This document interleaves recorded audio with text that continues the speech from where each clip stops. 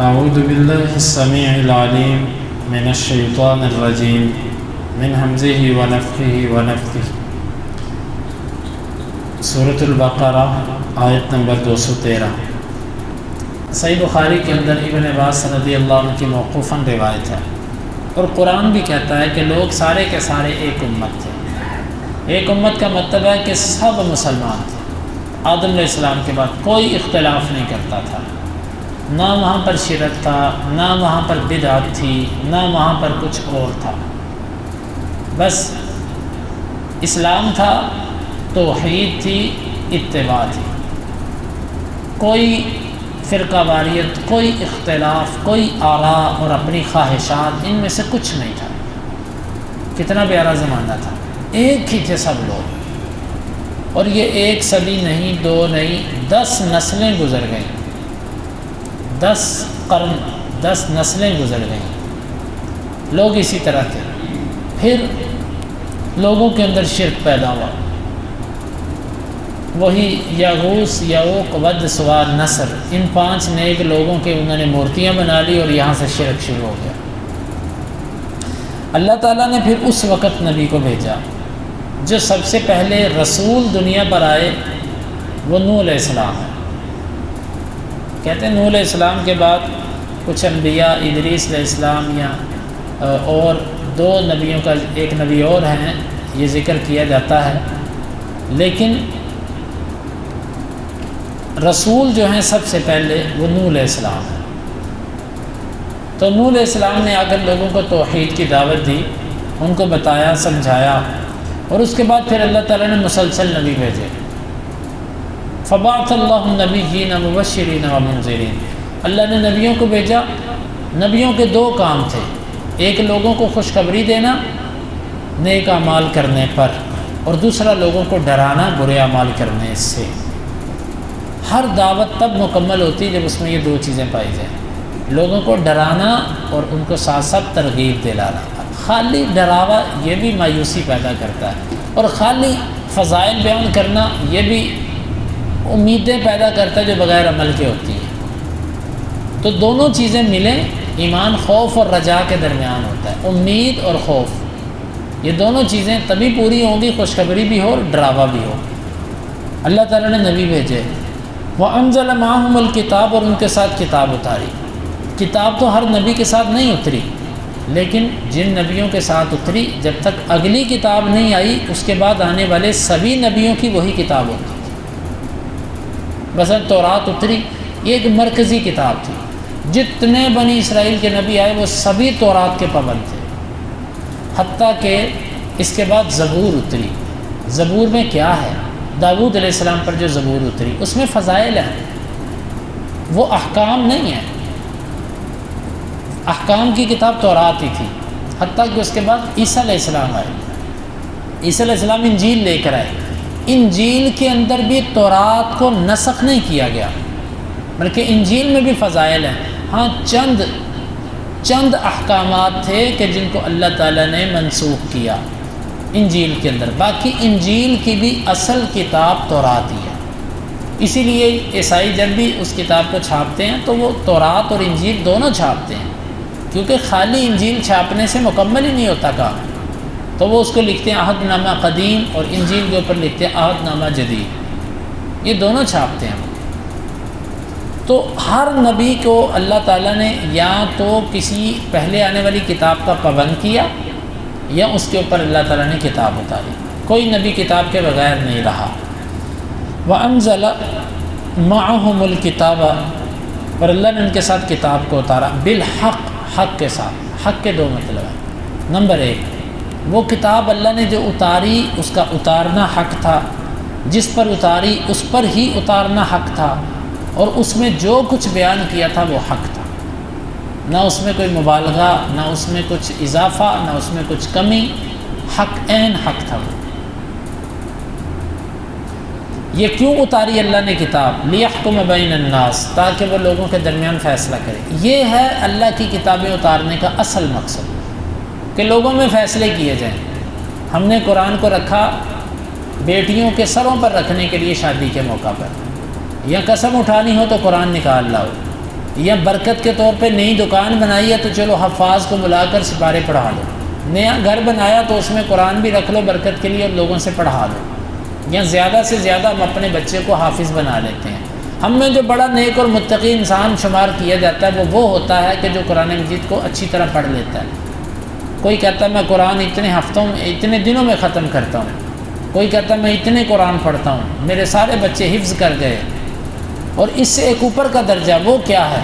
وہ درجہ جناب ہم نے قرآن کا ترجمہ بھی سمجھ لیا، تفسیر بھی سمجھ لی، قرآن پڑھ بھی لیا، حفظ بھی کر لیا، قرآن کا کوئی لفظ پوچھو میں بتاؤں گا، ماشاءاللہ سب کچھ کر لیا۔ تو کیا قرآن اترنے کا جو مقصد تھا وہ پورا ہو گیا؟ ابھی نہیں۔ لیحکم بین الناس فیما اختلفوا فیہ، تاکہ وہ فیصلہ کرے ان کے درمیان جس میں، جب تک قرآن آپ کے معاملات کا فیصل اور حاکم اور جج اور قاضی نہیں بنتا اس وقت تک قرآن کے آنے کا مقصد پورا نہیں ہوا۔ اب یہ فیصلہ آپ کے گھر کا جھگڑا ہو، باپ بیٹے کی لڑائی ہو، بھائیوں کی لڑائی ہو، گلی محلے کا جھگڑا ہو، کاروبار کا تنازع ہو، یا عقیدہ اللہ کی ذات کے بارے میں عقیدہ کیا ہونا چاہیے، انبیاء کے بارے میں، فرشتوں کے بارے میں اور کتابوں کے بارے میں، جس کا جو دل کرتا ہے وہ عقیدہ بنا لیتا ہے۔ کوئی اٹھتا ہے وہ اللہ کے بارے میں جو مرضی کہہ دیتا ہے، جی اللہ ہر جگہ پایا جاتا ہے، کوئی کہتا ہے اللہ کہیں بھی نہیں ہے، کوئی کہتا ہے اللہ ہر چیز اللہ ہے، جس کا جو دل کرتا ہے وہ اللہ کے بارے میں کہہ دیتا ہے۔ نبیوں کے بارے میں کوئی کہتا ہے جی وہ علم غیب جانتے تھے، کوئی کہتا ہے وہ حاضر ناظر تھے، کوئی کہتا ہے جی وہ جو چاہیں بدل دیں تقدیر ان کے ہاتھ میں تھی۔ اللہ کے بندو یہ کیا ہے؟ پھر فرشتوں کے بارے میں، کتابوں کے بارے میں اپنے جو دل کیا عقیدہ بنا لیا، جس نے جو کہا وہ عقیدہ بن گیا۔ نہیں، جب تک آپ اپنے سارے معاملات، آپ کی نماز ہے، آپ کی عقیدہ ہے، آپ کے لین دین کے معاملات، کچھ بھی جب تک آپ کا فیصل اور حاکم قرآن نہیں بنتا اس وقت تک آپ نے قرآن کا مقصد نہیں ادا کیا۔ اور اصل ہے بھی اسلام یہ، لیحکم بین الناس، تاکہ وہ لوگوں کے درمیان فیصلہ کرے۔ اور اس سے یہ بھی معلوم ہوا کہ قرآن میں ہر اختلافی مسئلے کا حل موجود ہے۔ ہاں کسی کی نیت میں کھوٹ ہو تو الگ بات ہے، وگرنہ قرآن کے اندر کوئی ایسا مسئلہ نہیں ہے کہ جس کا حل نہ ہو۔ اگر آج کوئی یہ بات کہتا ہے کہ جی فلانا یہ کہتا ہے، فلانا یہ کہتا ہے، ہم کدھر جائیں، تو اس کا مطلب ہے یہ بندہ کوشش نہیں کر رہا۔ اگر یہ کوشش کرے تو قرآن اس کی رہنمائی کرے گا۔ فیما اختلفوا فیہ، تاکہ وہ فیصلہ کرے لوگوں کے درمیان اس میں جس میں وہ اختلاف کرتے ہیں۔ کوئی بھی اختلاف ہو فیصلہ قرآن سے کرواؤ۔ وما اختلف فیہ الا الذین اوتوہ من بعد ما جاءتہم البینات، اور نہیں اختلاف کیا اس میں مگر انہی لوگوں نے جن کو وہ کتاب دی گئی۔ اللہ اکبر۔ اللہ تعالیٰ فرماتا ہے کہ اس کتاب پر اختلاف انہوں نے کیا جن کو دی گئی تھی۔ اہل تورات نے تورات پہ اختلاف کیا، اہل انجیل نے انجیل پہ کیا، زبور والوں نے اس پہ کیا، قرآن والوں نے قرآن پہ کیا۔ کیوں کیا؟ اختلاف کا سبب کیا تھا؟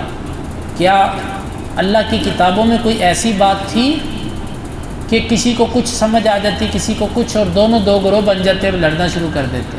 نہیں، اللہ کی کتاب میں ایسی چیزیں نہیں ہیں۔ مشتبہ تو الگ چیزیں، لیکن اللہ کی کتاب میں ایسی چیز نہیں ہے۔ پھر اختلاف کیوں کیا؟ اختلاف انہوں نے کیا بغیًا بینہم، صرف ضد کی وجہ سے۔ یہ ایک ضد ہے کہ جو حق قبول نہیں کرنے دیتے۔ واللہ آپ کسی بندے کو حدیثیں دکھا دو، اس کو آیتیں پڑھا دو، وہ سب کچھ دیکھ پڑھ کے وہ کہے گا اب اتنا عرصہ جو میں جس فقہ پر چلتا رہا ہوں اور جس مذہب کو میں پیروی فالو کرتا رہا ہوں، اب میں اس کو غلط کہہ دوں؟ اب میں اس کو، یہی تھا وہ بغیًا بینہم، یہی تھا کہ ہم پہلے دین کو کیسے چھوڑ جائیں، ہم اتنی دیر سے چلنے والا عمل کیسے ترک کر دیں۔